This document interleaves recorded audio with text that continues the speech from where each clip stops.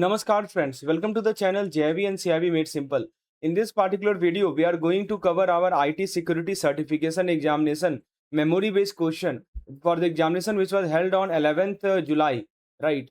So this is a set of 25 to 30 questions and you will be able to see exactly which topic was touched upon in the recently held examination, and most probably in the upcoming examination also you will get such topic for sure.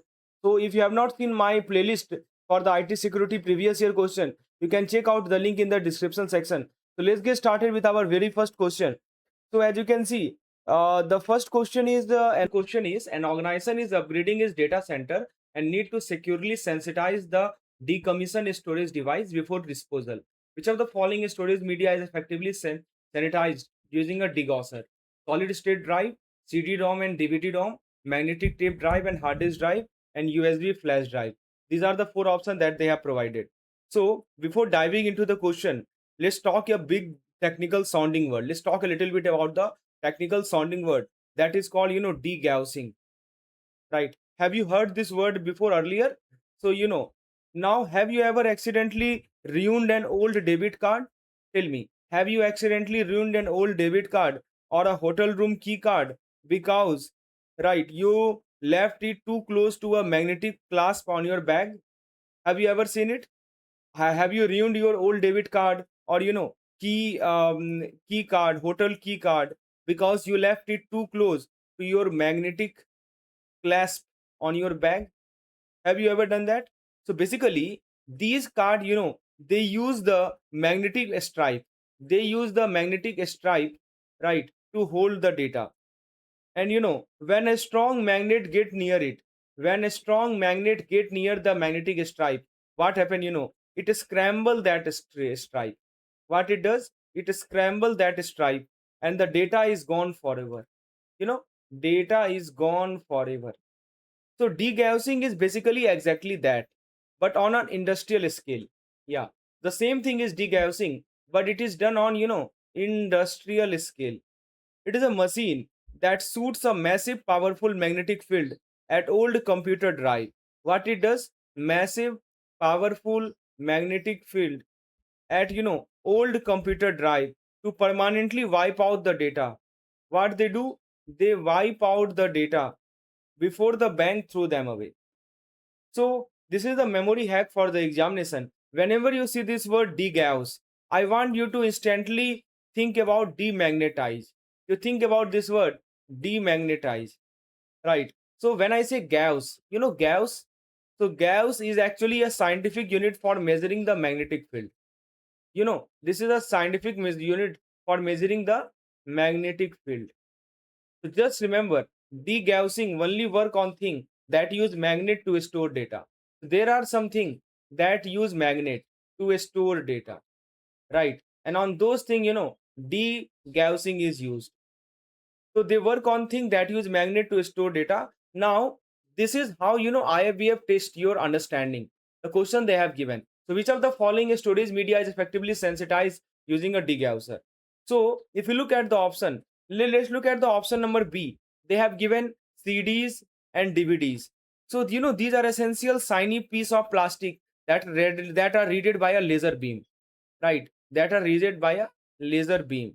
If you wave a magnet over a piece of plastic, absolutely nothing will happen. So B is totally out. What about A and D? A talks about SSD and D talks about USB flash drive. So these they use tiny microchip.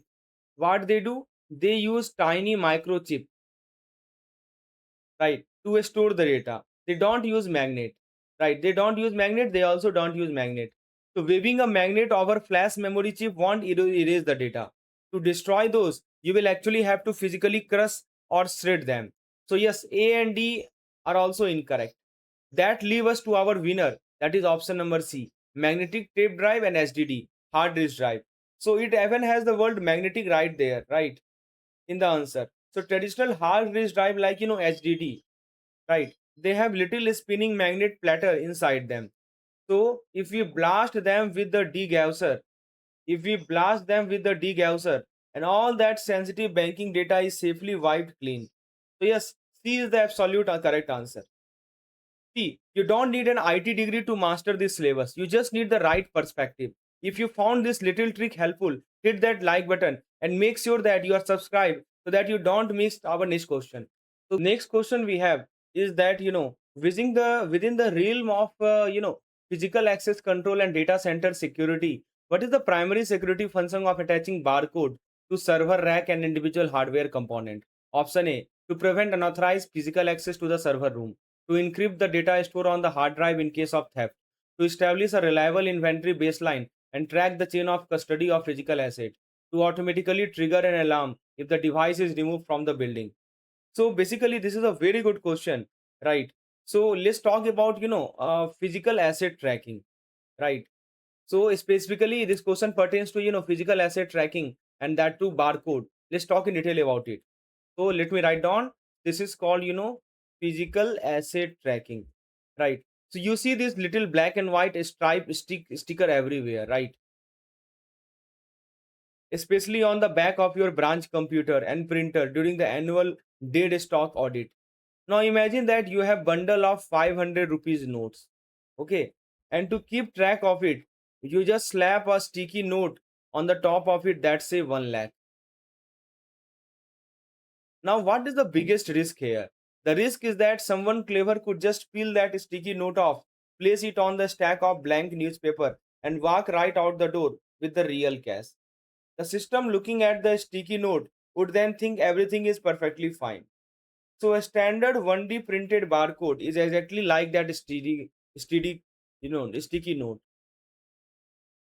So that standard 1D printed barcode, right? It is just a piece of paper with line printed on it. So just remember 1D barcode. This is how you can remember.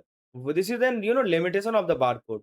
1D barcode, which means one duplicate away, right? So now, how to remember it? Whenever you see this word, 1D barcode, I want you to immediately think one duplicate away from the disaster. One duplicate away from what? Disaster. Since it is just ink on the paper, if someone can photocopy it, they can fake it also, right? So now that is, let's look at the question. What happened, while auditing physical control in facility, a security auditor note that high value asset are tracked solely using a standard 1D printed barcode. What is the primary security vulnerability? Option they have given that it require active power source, right, to prevent unauthorized physical access to the server room. Then option number B they have given,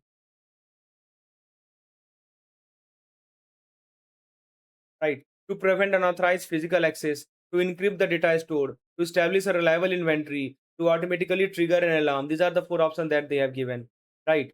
So, think about so how do you think about it? Think about your branch for a second. Every year during the audit, you have to verify the dead stock register, right? You have those little sticker with barcode or number on the back of the computer. Why do we put a sticker on them? Not just to make them work faster, but so that the auditor know exactly what physical asset the branch on and where they are, right? So barcode equal the branch audit role. They track the physical box, not the digital secret inside, right? So what do you think is the correct answer? So does a sticker on computer stop someone from walking into the room? See, let's look at the option number A, unauthorized physical access, which means someone walking into the room. Does it stop someone from walking into the room? No, no, no. For that, we have the door lock. Option A is incorrect. Now tell me, will a standard barcode trigger a siren if someone walk out with? No, that would require an electronic RFID sensor, not a printed barcode. So D is also wrong because it says that it will trigger a sensor or alarm.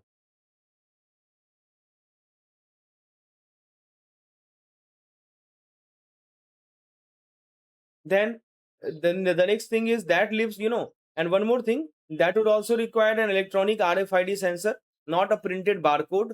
So we can say D is automatically out, right? And now one more thing: does a sticker encrypt your digital data? Tell me, does a sticker barcode sticker encrypt your digital data? No, that is just a piece of paper. So B is also out. And will a standard barcode trigger a siren? No, no, no, no. That would require electronic RFID. That leaves option number C. Barcode are there to establish an inventory baseline and track the chain of custody. It is simply your IT dead stock register. So C is the correct answer, right? So and just like that, you have mastered three complex, IT concept from the latest examination. See, it is not just about memorizing a textbook. It's all about connecting the syllabus to the logic you already use every single day at the branch. You have to connect your syllabus with the knowledge that you already know, right, at your branch level. Now, friends, before moving to the question number 3, let me introduce you to our certification course in IT security. As you can see, we have a course on our app in which we have included previous year question paper separate folder. Still, starting from 2025, I have added all possible questions which I have collected, and each set consists of 20 to 30 questions for your practice. So almost 200 questions are there in the previous year question paper folder. Along with that, I provide you unit module wise bifurcation. Inside each module, you get unit wise content. Inside each unit, you get separate theory PDF, separate MCQ PDF. All these PDFs are downloadable, which you can download for your access. For more detail, you can WhatsApp me on the number shown on the screen, or you can check the description section for the link of the course. Now, friends, question number 4 is on your screen. It is all about, while auditing the physical control in a facility, a security auditor notes that high value assets are tracked solely using a standard 1D printed barcode. So the question is, what is the primary security vulnerability of relying exclusively on this method for asset tracking? So option A says that barcode require active power source to transmit their location over the network. B says that a standard barcode are easily cloned, replaced, or tampered with by the malicious insider. C says that barcode cause electromagnetic interference with sensitive network equipment. And D says that barcode scanner cannot integrate with modern identity and access management system. So these are the four options that they have provided. Friends, let's first talk about the pseudocode. Now, before a construction company build a brand new bank branch, they don't just start blindly laying the bricks, right? We are talking about the pseudocode. Think about a construction company, right? They build a brand new bank branch. Before the construction company build a brand new bank branch, they don't just start blindly laying bricks, right? First, they draw a blueprint. What construction company does? They first of all draw a blueprint, right? And the beauty of the blueprint is that anyone can read it, right? The beauty of the blueprint is that anyone can read it. You as a branch manager can look at that paper sketch and say, wait a minute, you put the cash vault right next to the public restroom, right? You look at the paper sketch and you can say that you put the cash vault right next to the public restroom. That is a terrible security risk. You don't need to know how to mix cement or well distilled to spot that design flaw. You just need common sense, right? So this is just like a blueprint. The beauty of the blueprint is that anyone can read it. You can look at that paper sketch, at that blueprint, and say that you put that cash vault right next to the public restroom. That is a terrible security risk. So that is the beauty of this blueprint. Okay, anyone can read it. It can be read it by anyone. So in the IT world, if you look at the IT world, before a software developer write complex, confusing computer code, they write out a logic in a plain structured English, right? So the logic is written in a plain structured English, and that is called pseudocode. They write the logic in a structured English, that's called pseudocode. So it allows security expert and business manager to read the plan using the pseudocode. They can read the plan, right, and spot the logical error. They can read the plan and spot the logical error, like putting the vault next to the bathroom before any actual programming begin. So any kind of logical error can be spotted on, right? So like putting the vault next to the bathroom. So friends, here is your memory hack for the examination. Pseudo. How do you remember this pseudo code? So if you look at this word pseudo literally means fake or imitation. It means fake or imitation. So think of the pseudocode as a plain English blueprint, right? You can think of them like plain English blueprint, right? It is a fake code used to find the real flaws. So now let's see how the exam will test you. Like you can see in this particular question, option number A, as you can see, it says that now you tell me, can an automated computer tool test a plain English rough draft for computer for complex memory leak? Tell me, can a automated computer tool, suppose there is an automated computer tool, right? Can they test a plain English rough draft for complex memory leak? No.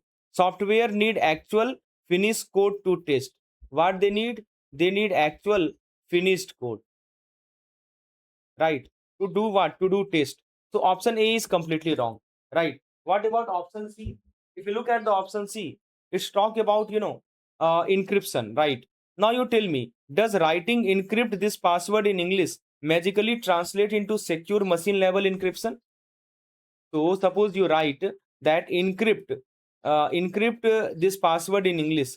Does this magically translate into secure machine level encryption? The answer is not.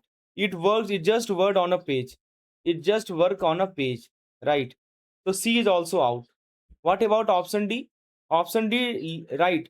Can a rough draft automatically prevent cyber attack like SQL injection?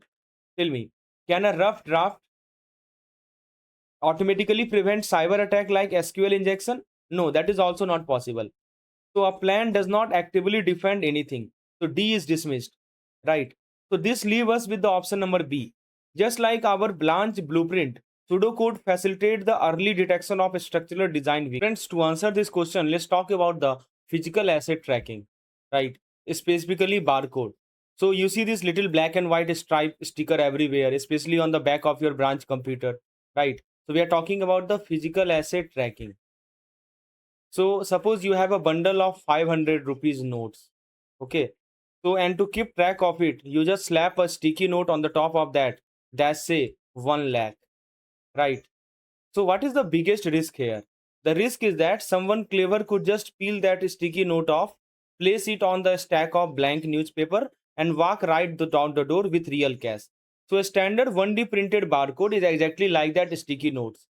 So now 1D barcode, you just think of one duplicate away from disaster.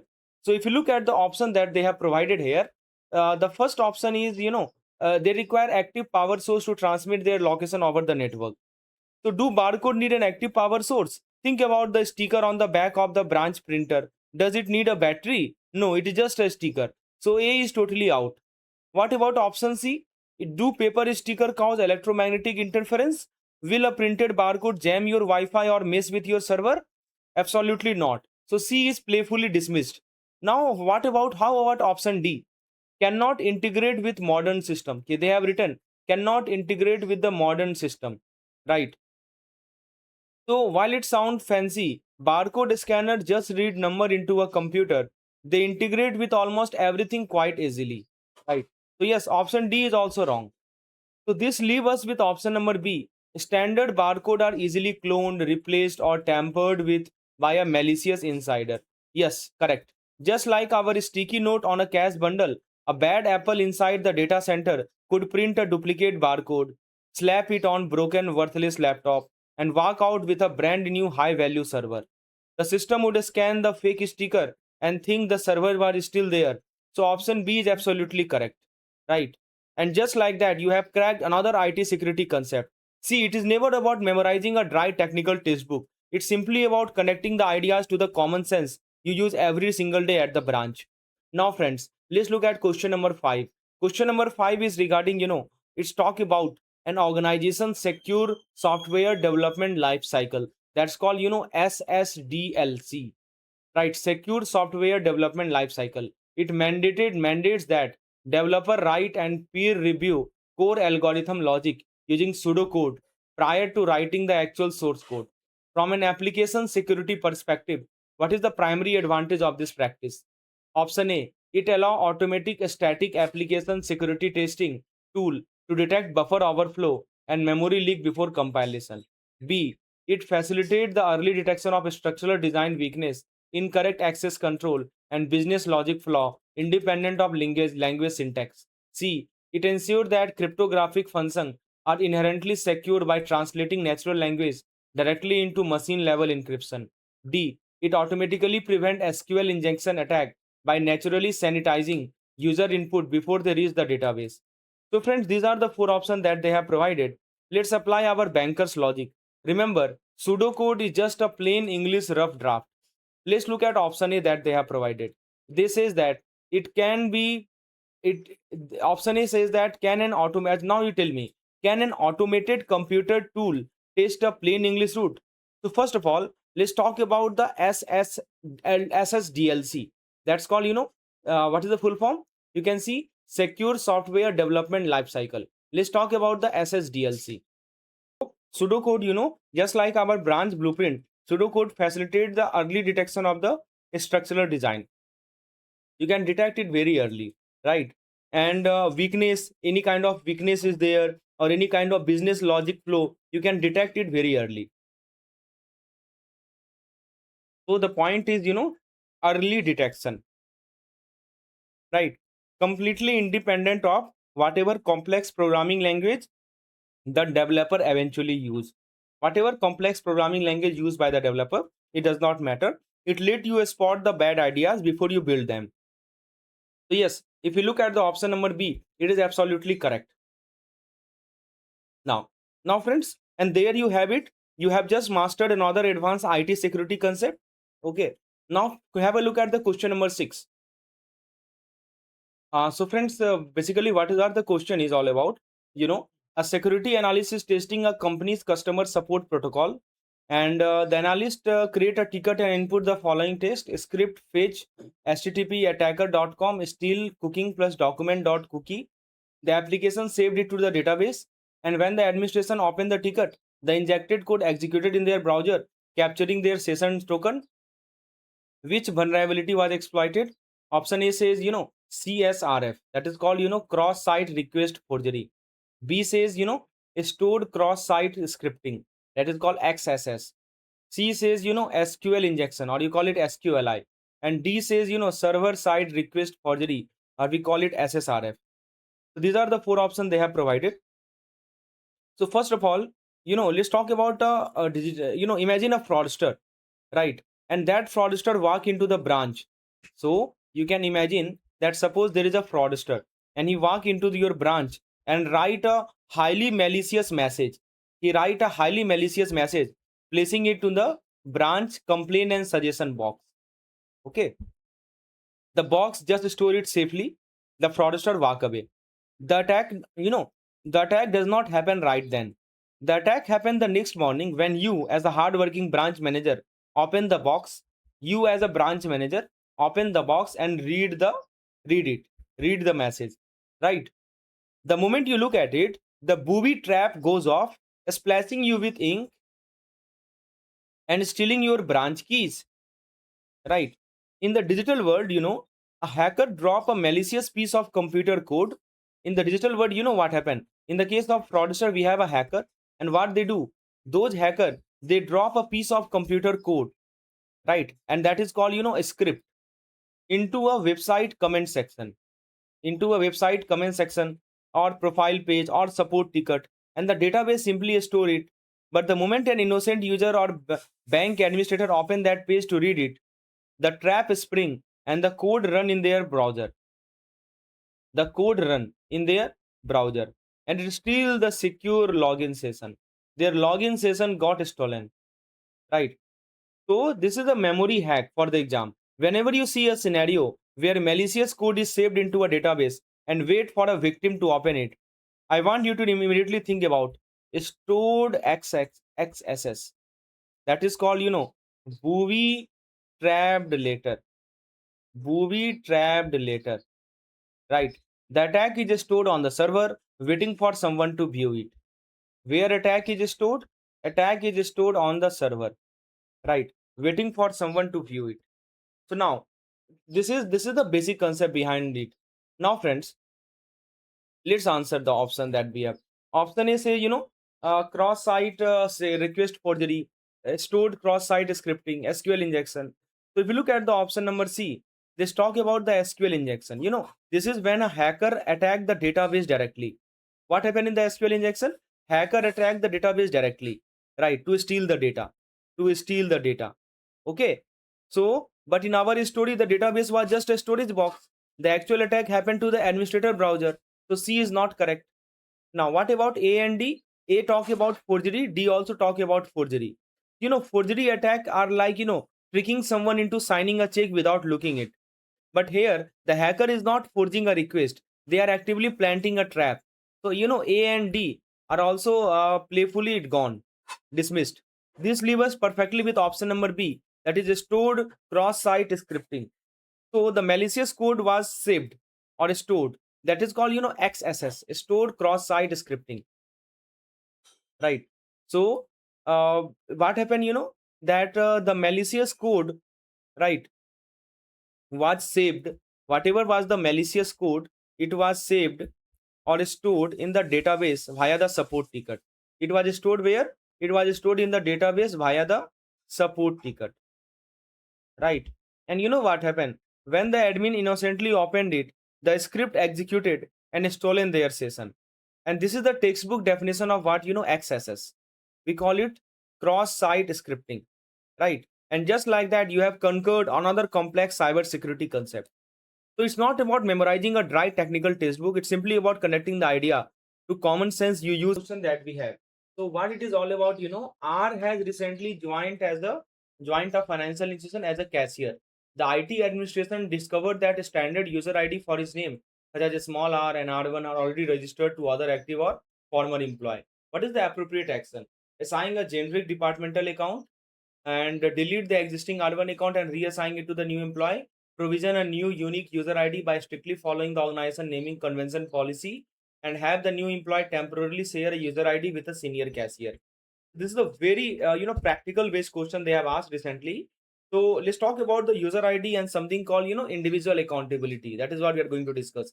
So let me give you a simple example to make it crystal clear.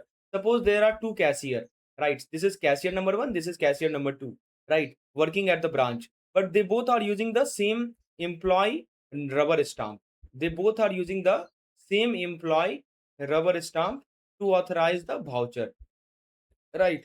So at the end of the day, the cashier register is sought by 10,000 rupees. Now you look at the voucher and they all have the same stamp. Who you hold responsible? You cannot, because they share an identity. Nobody can be held uniquely accountable. What they have done, they have share a common identity. Nobody can be held uniquely accountable, right? So in IT security, this is where user ID are. This is why user ID are kept sacred, right? So you know what it means. User IDs are kept sacred. So your login ID must be 100% unique to you. Your login ID must be 100% unique to you forever. If someone else use your ID, or if you use an ID that belonged to an employee who retired 3 years ago, and the bank audit trail is completely ruined. We call this, non-repudiation. What is the word we use? We call this non-repudiation, meaning you cannot deny a transaction if it was done with your unique secret digital stamp. You cannot deny. No denial, right? So how do you remember it? Whenever you get a question about creating a user account, sharing password, generic login, I want you to remember, immediately think about, just remember this word, unique ID, which means, unique stamp. Unique ID, it means unique stamp. Never share it, never reuse it, never assign one ID to the whole department, right? Now let's look at how the IIBF test this concept, right? This exact scenario. The question is on your screen, as you can see. And now, so basically let's apply our banker logic. If you look at the option A, is talk about assigning a generic cashier main account. Suppose 5 cashiers are there, right? And if the 5 cashier use the cashier main and a fraud happen, who did it? We have no idea. So A is absolutely out. What about option D? Have the new employee temporarily share a user ID with a senior cashier? See, this is another wrong. In banking, sharing your ID and password is a massive strict no. So D is playfully dismissed. Now, what about option B? It says that delete the old R1 account and give it to a new guy. Wait, what if an auditor next year need to check the transaction done by the old R1 employee? If you reassign the ID, the system get confused about who did what. So B is also wrong. What about C? C says, that we must provision a brand new user ID like R2 that strictly follow policy. So every single person get their own unique ID stamp so that every single click in the system can be traced back to them, right? So that non-repudiation can be avoided, should be done, right? So I hope it is crystal clear. So you have conquered another IT security concept. Now friends, question number 10 on your screen. What it talks about? It talks about the enactment of the IT Act about consequential amendment to four existing Indian law. Based on the option provided, which group represent the correct four act that were amended? Indian Penal Code, Indian Evidence Act, Bankers Book Evidence Act, Negotiable Instrument Act. Indian Penal Code, Indian Evidence Act, Reserve Bank of India Act, and then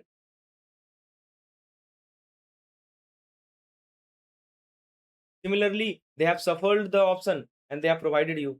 Now let's travel back to the year 2000. Let me tell you what is the correct answer. Let me explain. Let's travel back to the year 2000. Okay, computers were taking over the banking world and the government introduced the IT Act. So in the year 2000, IT Act was introduced by the government. Now imagine your branch upgrading its core banking software. Suppose your branch upgrading the CBS. When the new software comes in, you have to update your old branch manual to match. Suppose what happened, that new software come. What happened? You have to update your old branch manual, right? Old branch manual has to be updated to match it. That is exactly what the government has to do. They introduce the IT Act. What government does, they introduce the IT Act, right, to handle the electronic data. IT Act was introduced by the government to handle the electronic data. But to make it work, they have to update or amend four very old physical rule book. They have to update the rule for the crime. The first rule they have to update was the rule for the crimes. The Indian Penal Code, also called IPC. They had to update what count as a proof in the court, so called Indian Evidence Act. They have to update our physical bank ledger. They have to update the physical ledger, right, so called the Bankers Book Evidence Act. And of course they have to update the ultimate banking box, that's called RBI Act. But you know what, these is specifically what they specifically excluded: physical paper check and promissory note, because this requires physical waiting signature. So here is the memory hack for your examination. The institute love to trick you with the question. Whenever they ask which act were amended by the IT Act, I want you to immediately remember, say IT say no to NI. IT say no to NI. That means Negotiable Instrument Act was not amended. Now let's basically let's see the option that they have provided and eliminate the option. So if you look at the option A, do you see Negotiable Instrument Act sitting right there at the end? Yes. So this is out. Option B, there it is again, the Negotiable Instrument Act, as you can see here, again out. Now look at the option C. We have the IPC, we have the Indian Evidence Act, we have the BBA, we have the Reserve Bank of India Act. So no negotiable instrument is the option. So it is the perfect, right, absolutely correct answer. Now, friends, let's look at the next question that we have. So the question is, while the OSI model uses a 7-layer architecture, the traditional TCP/IP model consolidates these into 4-layer framework. Which of the following represent the correct 4-layer of the TCP/IP model from highest to lowest? Application Session Transport Network, Application Presentation Internet Data Link, Application Transport Internet Network Access, Session Transport Network, and Physical. So, friends, very good question it is. Let's talk about the TCP/IP model. So basically, this is simply the rule book computer used. This is simply the rule book that the computer used to talk to each other over the internet. So whenever I talk about the TCP, Transfer Control Protocol, right? This is the kind of rule book. Who use this rule book? Right, computer use. Why they use this rule book? To talk to each other, right, over the internet. It has 4 layers. What are those 4 layers? Working from top to down. Imagine you need to send a highly confidential loan file to the head office. Suppose you have to send highly confidential loan file to where? To the, you want to send a highly confidential loan file to the head office. Okay. First, you sit at your desk and write the actual report. In the computer world, this is called, application layer. First, you sit at the desk, right? First, you sit at the desk and write the actual report. This is called application layer. This is the software you are using, like your application layer include email, it may include CBS. Next you put the report. Okay, after you have got the report, application layer, what you do, you write the actual report. You put the report into a secure registered envelope, right? You put the report into envelope so that it is never lost, it does not get lost. And this envelope, this is called transport layer. It ensures the data is packaged securely for the journey. Transport layer means secure packaging. Then you hand it over to a postal device. Where you hand over? To a postal. Then you hand it over to the postal service, which figure out the best route to get it to the destination city. This is called, internet layer. Internet layer. Right, it handle the IP routing. That is called, handling the IP routing.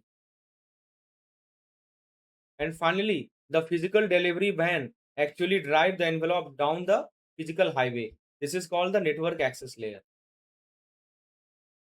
Network access layer. Right, the actual physical cable and the Wi-Fi signal. Right, so what we have discussed, application layer, where report is created. You write a report, right, and then you put the report into a secure registered envelope. That's called the transport layer. It ensures that data is transported securely, packaged securely for the journey. Then you hand it over to the postal service. This is called internet layer. This postal service figure out the best route to get to the destination city.